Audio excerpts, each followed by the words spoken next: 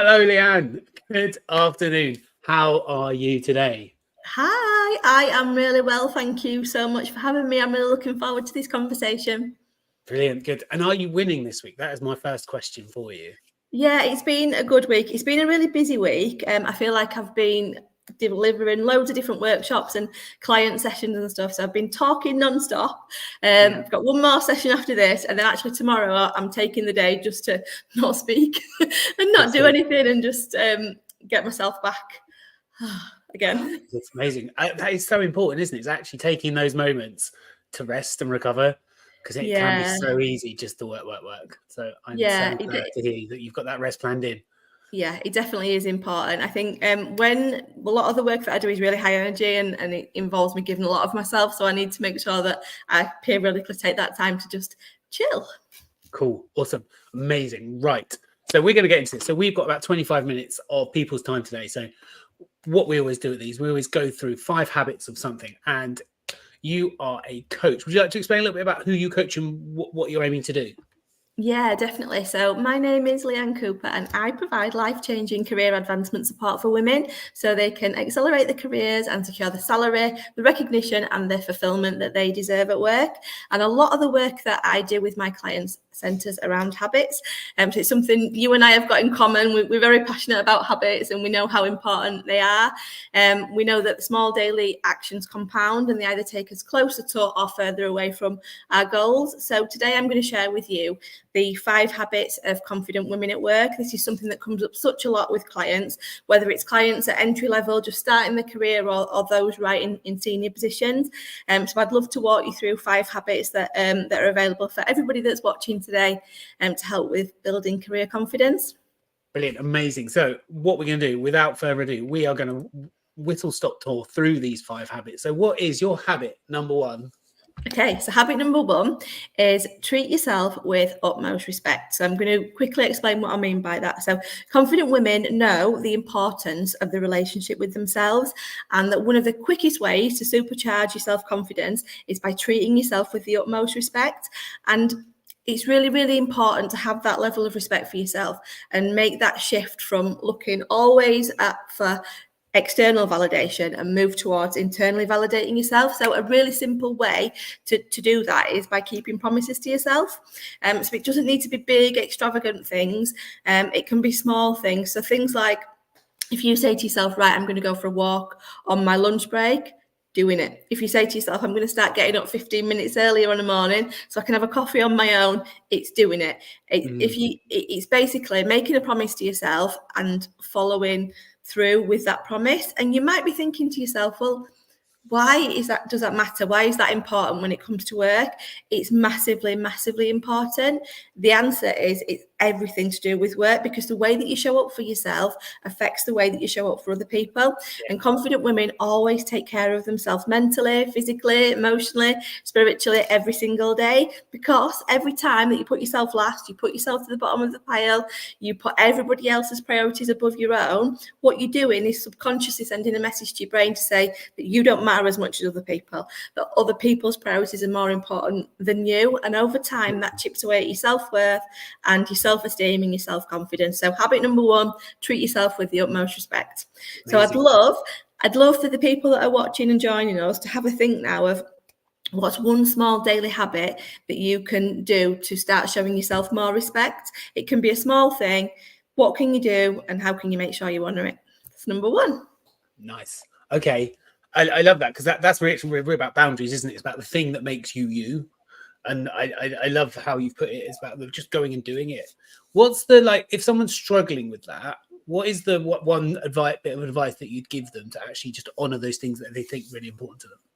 I think that if you can start off by just checking in with yourself and asking yourself what you need. So even just asking yourself in the morning, how am I feeling really? And what do I need? That's a really good indicator as to what you need to do for yourself that day. And it might be you say, well, what do I need? Well, I need some time on my own. Like, I'm feeling pretty overwhelmed.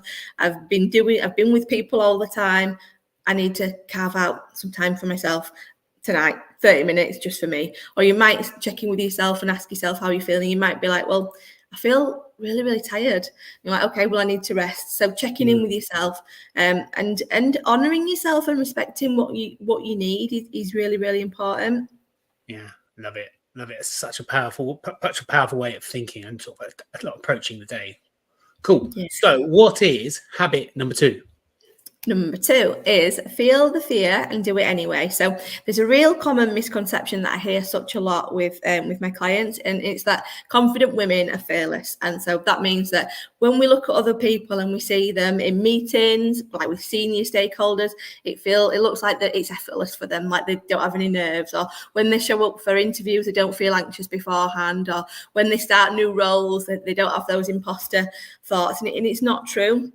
I have coached women at all levels, and I'm telling you now, every single one of us feels the fear.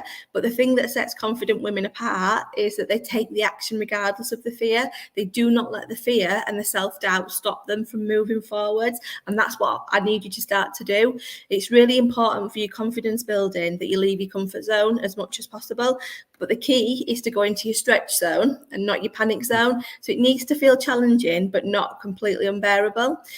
So you might need to put this one in place like one step at a time. So for example, if you want to have the confidence to deliver a presentation, for example, it might be too much for you to say, right, okay, next week I'm going to go in and I'm going to deliver that presentation.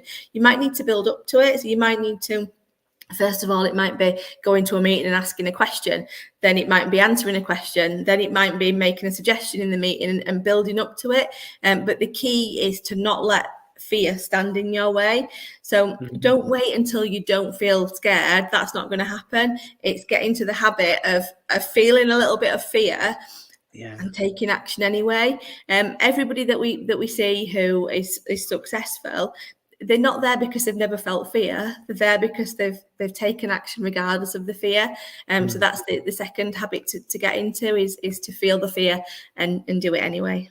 Yeah, it's a big one. I remember I've been there myself, and actually it's that smallest step. And like LinkedIn was a big one for me. I 18 months, 2 years ago, I wasn't using it, and I think the first thing I did was putting thumbs up on posts. Yeah, but like it's that, isn't it? It's that it's those small steps, and it's something you haven't done before, and actually you do it and you try it, and like I say, it's asking the question, it's feeding back in a meeting. Yeah, it really does. Those small steps do build it up. Yeah, you're so right, and that's a really great example with the LinkedIn as well, because I was definitely like that. I remember the first time I put a post on here, like my hand was shaking, I was nervous, like I was really, really frightened. And actually doing LinkedIn Lives, I remember saying that was something that I was scared of. And the way that I built up to doing that was I did the first one with someone that I know, one of my closest friends. Like I said, I don't want to do it on my own. Let's do it together. And that made it easy. So I started off being a guest on other people's, doing them with my friends, and then just building up to having my own series and coming on and speaking all of the time. So yeah, it's about building up and taking those small steps. But so have a think about you and a goal that you've got, and think about what small step can you take to get out of your comfort zone and get one step closer to that goal. And the step can be tiny. Yeah, absolutely. And Grace, who's watching, said she loves this. It's something that she's worked on over the last few years, and more. Oh, this is my dyslexia kicking in, and more so this year. So Grace, well done. Like it's so important to put yourself out there. And actually, I think what you put in the comment on today is another step of putting yourself out there. So thanks for being involved. Yeah. Oh, yeah. Thank you for sharing that, Grace. Every time you do it, every time you step step forwards, basically you're sending that message to your brain to say, okay, I can do hard things. I can push myself. I am okay. It's safe. And it just gives you that encouragement to just go a little bit further next time and a little bit further the time after that. So it's amazing to see that you're doing that, Grace. Brilliant. Love it. Love it. Thanks, Leanne. So what is habit number 3? Okay. Number 3. Don't worry about being perfect. This holds so many of us back. It did me for a long time. I used to be the sort of person that needs to get all my ducks in a row and have everything lined up perfectly before taking action. And do you know what? It meant that on a lot of things I never actually got started. So don't worry about being perfect is habit number 3. So confident women don't aim for perfection. They know that doing so will just limit them from meeting the full potential, and it'll waste precious time, because perfection, it doesn't exist. It's not there. It's not achievable. So instead, rather than waiting to feel ready, recognize that it's okay to try new things and make mistakes along the way, because mistakes bring lessons bring growth, and growth is a priority. So really, really important one. And as well, we're talking about the habits of confident women today. Confident women know and recognise that they don't need to have all of the answers to be in the room. It's okay to say, oh, great question, I don't know the answer to that, I'll find out for you. And I think that's another misconception. I remember like at the start of my career, and I used to like look up when I was in my corporate role, look up at people that were at senior level and think, oh, they will know all of the answers. And it was only when I sort of moved up to a higher level and I was sat around the same table, I realised that actually everybody's in a situation where they don't know an answer. Everybody's got a knowledge or a skills gap, and it's absolutely fine to say, I don't know, but I'll find out, or I'm not sure, but I think I know who does. So don't worry about being perfect. If you don't know the answer to something, it's not a slight on you. It's just an area for growth. And if you can grab that opportunity for growth and run with it, then you will go so much further than hiding away and waiting to be perfect. So I would say, what are you putting off today because you don't feel ready? What are you avoiding because you're worried about not being able to do it perfectly? And how can you challenge yourself to take some messy, imperfect action, and trust yourself that whatever the outcome, you can handle it? Love it. Yeah, I think it's so important, especially as well for females in the workplace, because my brother gifted me this book of why do so many incompetent men become leaders. I've not seen that before. No, it's quite a niche one he sent me. And when we were doing it, so I went away and read it. And actually, one of the things that really stood out was males tend to get the promotions because they put themselves forward before they're ready. So their competent female counterparts don't. Yes. Actually, as a leader, I'm always looking out for this to see whose voice, who's bringing themselves to a conversation, and actually trying to bring forward those people that are competent, but not as confident as they should be, and actually trying to bring those voices out. So it's really important to stop aiming for 100%, because that is one of those self-limiting beliefs that really, once you pop it, it really does make you unstoppable and allows you to grow so much quicker. So I love that you brought that today. Yeah, you've absolutely nailed it, and it's so important. And I think that you're right. It tends to be a female thing. We hold ourselves back and we think, oh, we're not quite ready, and we don't know all the answers. We don't tick all the boxes. And actually, the perspective that we've got is brilliant to offer. The skills that we've got are good enough. Our opinion is valid, and we need to encourage ourselves to speak up more. And I love that you're recognise that within the work that you're doing, and you're trying to get other people to open up and speak and bring their ideas forward. Yeah, absolutely. Okay, we're halfway through. So, brilliant. What is habit number 4? So number 4 is all around recognizing strengths. So despite society trying to convince us otherwise, it is okay to shine a light on the things that we're good at. In fact, it's more than okay. It's actually essential for our self-esteem, for our confidence, for our career acceleration. If we fail to do this, then we risk career stagnation, we risk missed opportunities. So confident women are great at recognizing the strengths, their qualities, their abilities, their attributes, and celebrating them, and regularly making sure they know the value that they provide. And they're also aware of the gaps in their ability, and they take action to develop where they need to. So confident women also always make a point of recognizing and acknowledging the strengths in other people as well, and they don't feel threatened. They draw self-worth from within. So I think being able to recognize your own strengths and recognize the strengths of other people is massively important. So how can you create a daily habit of pausing and celebrating what's gone well for you, and recognizing someone else and what's gone well, and sharing it? I think it's so important. Actually, one of the questions I was going to ask just before you mentioned at the end was that pausing at the end of the day and actually acknowledging what you've done. Yes. So important, isn't it? That's a habit that I encourage a lot of my one-to-one clients to start. One of the first things that we do, and we tag it onto when they're brushing their teeth on a night, because it's something that they're doing already. And obviously, habit stacking, it's easy to create a habit if we add it onto a habit that we've already got. So I'll say to them, when you're brushing your teeth on a night, rather than thinking about what you need to do on your to-do list or what you need to organize for everybody else, bring your thoughts back to you and think about like what 3 things are you proud of today, and it can be small things, big things, anything in between. But taking that time and being really intentional about celebrating your strengths, recognizing your strengths is so important. Failure to recognize your strengths and share them means that you end up getting overlooked. So really important. Yeah.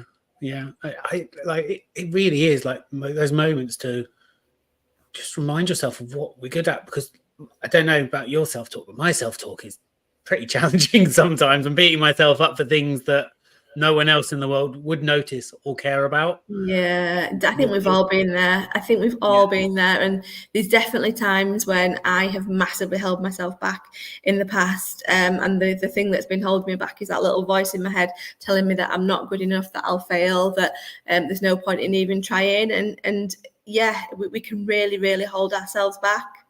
Yeah. Okay, cool. So we're 4 down, 1 to go. Okay, what is the final habit that we need to get people to think about? Right, last one that I'd love for you to think about. Habit number 5 is saving yes for when you mean it. So confident women take boundaries very seriously. They know when to say no, and they do not allow other people to take advantage of them. Confident women know that their ability to say no means that they stay in control of their time, in control of their energy, and that people pleasing and lack of boundaries will ultimately rob them of their confidence. So really important. I'd love you to think about which areas of your life do you need to implement better boundaries, and what small boundary can you set that's going to make your life better for you. Yeah. I think that yes is such a powerful one. In the habits hub, we have the other end. We have the no, the hell knows. So but it's about thinking about the what's a no for you, because knowing your no's helps with the yeses. Yes. Great point. If you've got that list of, because it might be a project that you really want to work on, but not this week, not today. Yeah. But does that make sense? So actually, it's that is a yes, but it's not a yes today. So it's a no for now. You're right. Do you have a go-to way of saying no, or yes, or does that make sense? What is your way of traversing that? So I think that the important thing when I'm in a situation and somebody asks me for something, we have that natural people pleaser built within us, where we want to say yes, we want to make people happy, we want to be able to deliver in the way that people want us to and show up how people want us to. But something that I've learned through having zero boundaries and being a massive people pleaser and seeing what that does to me is to afford myself the time to actually consider things. So I don't need to answer straight away. If I want some time to think about it, somebody invites me to something, it's okay for me to think about, well, okay, if I say yes to that thing, what am I then saying no to?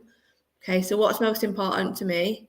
Right, okay, I can now make a decision based on having consulted with myself and taken that time to actually respond, rather than put that pressure on myself to instantly react and be like, yes, I can come. So I think affording yourself that time to actually consider, do I want to do this thing? Rather than feeling like the pressure. And it's like text messages, and when people send us a text message, we feel that pressure, like, oh, they've invited me, I need to go back to them straight away. You actually don't. You can give yourself a little bit of time to think, well, do I want to do this? Like, if I say yes to go in, like tomorrow, I've got a day planned. Like, it doesn't happen very often, but I've got a day for me tomorrow. And if somebody asks me to do something, I have to think about, well, if I say yes to you tomorrow, what am I saying no to? Well, I'm saying no to that time that I've carved out for me, that I know that I need, that he's going to make me feel better, that he's going to fill up my cup. So yeah, pausing and actually making a you-based decision is key. Yeah, I love it. I really do. Cool. We've got comments. So Debs as well. So the Bashri. I know Debs. So it's why I called her Debs rather than the Bashri. Debs, thanks for coming. Practicing number 4. Yeah, number 4 about that, taking time to recognize ourselves is an important one. And I know in my calendar, I've actually got a 15-minute slot every day at 4:00 that just says reflect. Yeah. And it's just taking in those moments to put those thoughts down and get it done. So it's not brushing my teeth. So that's where in my world, my head's turning off. I'm like, don't want to think about that. Don't want to think about that. So teeth is too late for me. But actually at the end of the workday, it allows me to, I'm really happy this has happened. I actually offset anything that's open into the next day. So that's the habit I have, because it allows me to close a day, but also queue up anything for the next day that hasn't been achieved. So that's about practice as well. Yeah, that's a really good one. It's that effective shutdown routine, isn't it, to like close down that day and get yourself ready for the next day. And I'm pleased, Debs, that you're doing that, and that's something that's on your radar. And none of this stuff is a once and done. It's all stuff that you need to do consistently to feel the benefit. But I'm telling you now that if you keep that up and you are consistent with that, the benefit that you'll feel as a result is going to be really, really amazing. You'll see your confidence levels will increase, you'll feel more positive, and also you'll feel like, as well, because you're bringing all this stuff to the forefront of your mind, when you are presented with opportunities, you're more inclined to say yes, because you're viewing yourself from a standpoint of the things that you are doing, the things that you are achieving, and you're recognizing like the things that you're doing. Our brain is really predisposed to focus on the negative, so being intentional about bringing the positive to the forefront is massive, and that'll really help your career development as well. Yeah, absolutely, love it. Great advice. So to recap the 5 things that we have covered, because we are there, we've done it already, we've flown through this. So we have got treat yourself with the utmost respect. Yeah. We have feel the fear and do it anyway. Yeah. We don't worry about being perfect. Yeah. Yeah. Recognize those strengths, and recognize the strengths of yourself, and others as well. Because like you say, it was about just those people around you. And save your yeses. Yes. Save them for when you mean them. Save them for when you mean them. Brilliant. Yeah. Cool. I'd like to, before we go off on a couple of little things, I'd like to say thank you for saying yes to this and me. So thank you very much for your time, because it's been brilliant. Really enjoyed it. If people want to find out more about what you're doing and how they might want to possibly work with you, where should they look? What should they do? Oh, well, thank you. I've really enjoyed it as well, and thank you for asking me. I really appreciate you inviting me on to do this today. So thank you from me. Yeah, if people are watching this and they're recognising that this is the sort of thing that they want to work with me on, then probably the best way to get hold of me is on LinkedIn. I'm on LinkedIn. I post every single day. Connect with me. Let's have a chat. If you want to jump on a call, we'll have a call about your current situation, where you are at the moment, where you want to be instead, and if I can help you to get there. Amazing. Cool. And like, just one more thank you. And if you are watching this as well, and you're an ops leader, and you're maybe not necessarily thinking about Leanne because you might be a guy, or you might want to think a bit more about ops as well, I'm running the Habits Hub, and the Habits Hub is running regularly, and we have calls like this with brilliant people, and it's my mission to help get people home on time, and actually it's to get into your family, whether it's a partner, kids, a dog, your mates, or a PlayStation even. It's about getting home on time. It really is. It's like like you said, one of the things you're saying is by saying yes to one thing, you're saying no to something else. Yeah. And a lot of the people I come across on my journey are saying yes to the wrong things out of fear, out of just like that, not knowing how to control their day. And it's so important. Like I think the thing that's really tough for me is by saying yes to one thing, you're saying no to something else. And a lot of those times, those are no's to something that for our own well-being. That time to relax, that time to recuperate. So I think on that, we will say goodbye to everyone. And thank you so much for your time, everyone. Have a wonderful weekend. You too. Thank you so much. And thank you to everybody watching.